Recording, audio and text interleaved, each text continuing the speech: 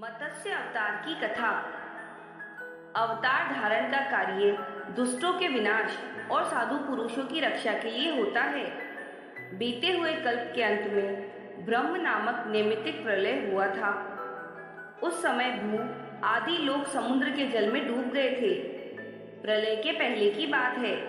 वेवस्वत मनु भोग और मोक्ष की सिद्धि के लिए तपस्या कर रहे थे। एक दिन जब वे कृतमाला नदी में जल से पितरों का तर्पण कर रहे थे, उनकी उंगली के जल में एक बहुत छोटा सा मत्स्य आ गया।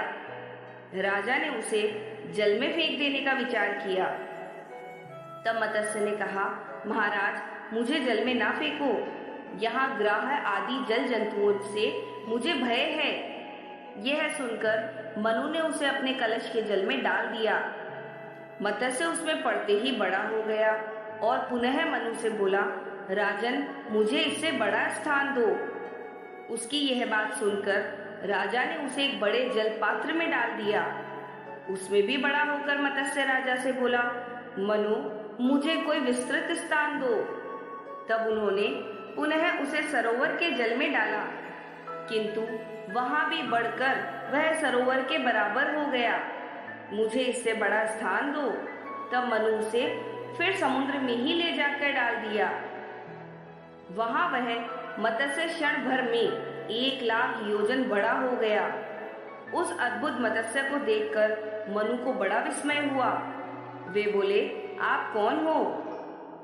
निश्चय ही आप भगवान श्री विष्णु जान पड़ते हैं। नारायण, आपको नमस्कार है।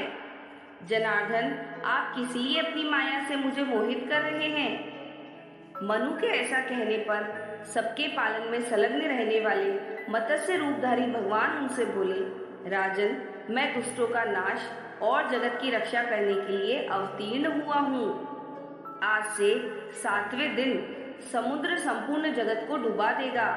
उस समय तुम्हारे पास एक नौका उपस्थित होगी। तुम उस पर सब प्रकार के बीज आदि रखकर बैठ जाना। सप्तऋषि भी तुम्हारे साथ रहेंगे। जब तक ब्रह्म की रात रहेगी, तब तक तुम उसी नाव पर विचरते रहोगे। नाव आने के बाद मैं भी इसी रूप में उपस्थित होऊंगा।